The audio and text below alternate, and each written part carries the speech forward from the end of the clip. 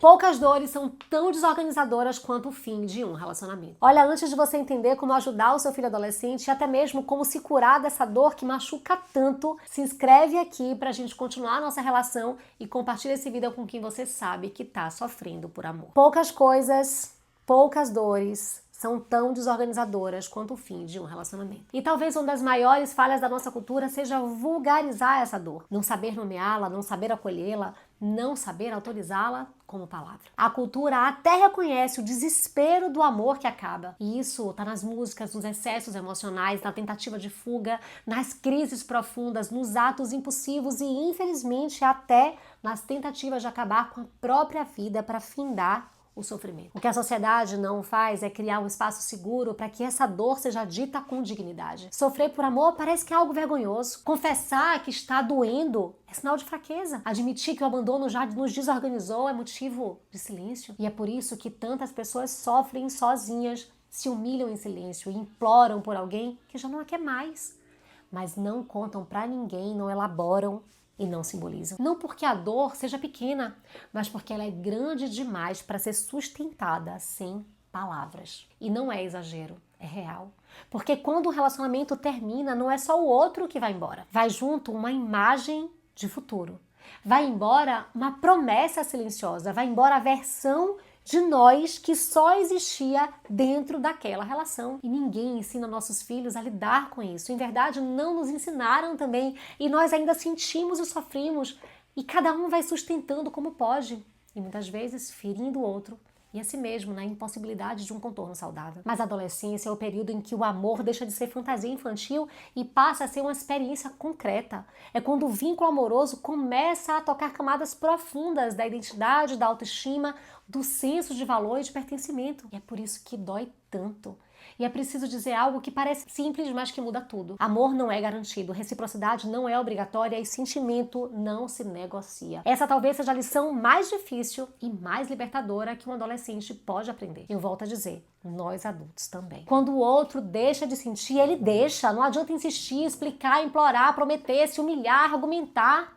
O desejo não responde à lógica. O amor não nasce da obrigação. Lacan dizia que amar é dar o que não se tem a quem não quer. E muitas vezes, gente, a quem nem é aquele que imaginamos ser ou que queremos ter. Quando Lacan afirma que amar é dar o que não se tem a quem não quer, ele está descrevendo o amor como um ato radicalmente paradoxal e estruturalmente impossível. Amar não é oferecer algo sólido, garantido ou plenamente possuído. É oferecer a própria falta. É colocar diante do outro aquilo que nos constitui como incompletos. Nossas carências, nossos vazios, nossos desejos não resolvidos. Aquilo que nos falta e que nunca foi plenamente nosso. O sujeito ama oferecendo esse vazio na esperança, muitas vezes inconsciente, de que o outro possa preenchê-lo. Mas o outro também é um sujeito em falta, igualmente atravessado por seus próprios buracos, limites e desejos. E é por isso, gente, não necessariamente quer, pode ou sabe receber aquilo que lhe é oferecido. O amor, então, não se organiza como troca justa, nem como reciprocidade garantida, mas como um desencontro de desejos. O que eu ofereço não é, muitas vezes, o que o outro deseja. O que o outro deseja pode não vir de mim.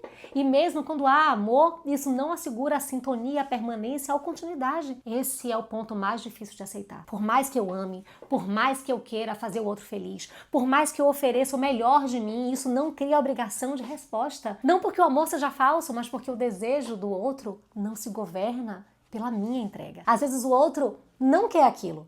Às vezes ele não quer agora. Às vezes ele quer, mas não vindo de mim. E amar nesse sentido não é garantir posse, é sustentar a falta, inclusive a falta de reciprocidade, sem transformar isso em humilhação, em violência contra si ou negação da realidade. O amor não visa completar, mas se relacionar com a incompletude.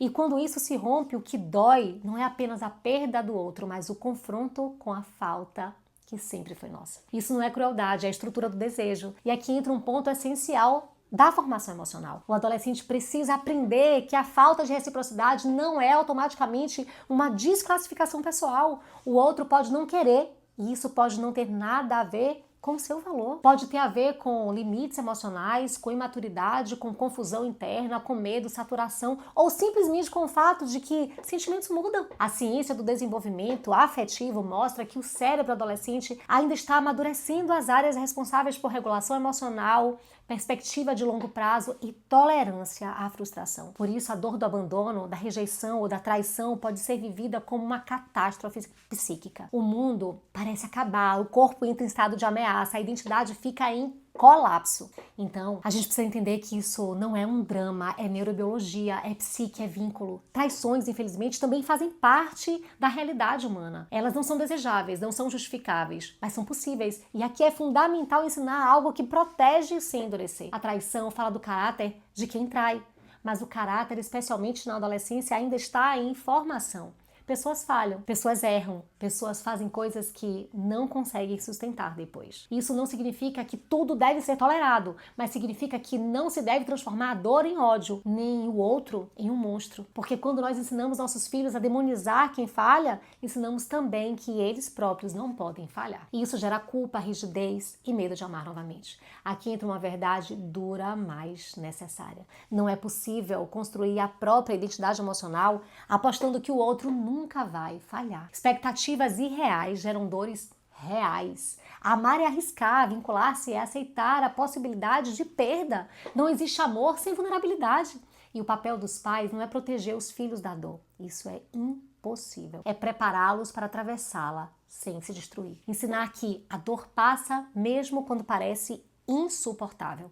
O mundo não acaba mesmo quando tudo desmorona. É possível se refazer, se reconstruir e amar de novo. Sofrer não diminui ninguém. Rejeição não define o seu valor. Freud já nos lembrava que o sofrimento faz parte da condição humana, mas que ele se torna insuportável quando vivido em solidão psíquica. Dor compartilhada se organiza, dor silenciada vira trauma. Por isso, adolescentes precisam de adultos que não minimizem, não ridicularizem e não invalidem suas dores amorosas. Frases como: isso passa, você é novo demais para sofrer, isso não é amor de verdade, logo você vai amar de novo, não ajudam, afastam. O que ajuda é presença, é escuta, é nomeação da dor. Dói mesmo, meu filho. Eu sei que parece o fim. Você não está errado por você sentir, mas eu tô aqui com você. Ensinar nossos filhos sobre amor é ensiná-los sobre limites, sobre desejo, sobre frustração e sobre reconstrução. É ensiná-los que o fim de uma relação não é o fim da vida, é uma transição.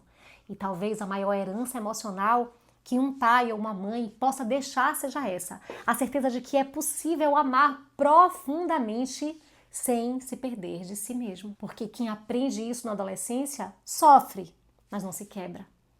Chora, mas não se anula. Ama, mas não se abandona. E isso muda tudo. Eu finalizo com uma frase de Lacan que diz que o que enlouquece não é perder o objeto amado, é perder sem conseguir dizer o que foi perdido. Vamos falar sobre essa dor, aí sim ela vai passar. Converse com o seu filho.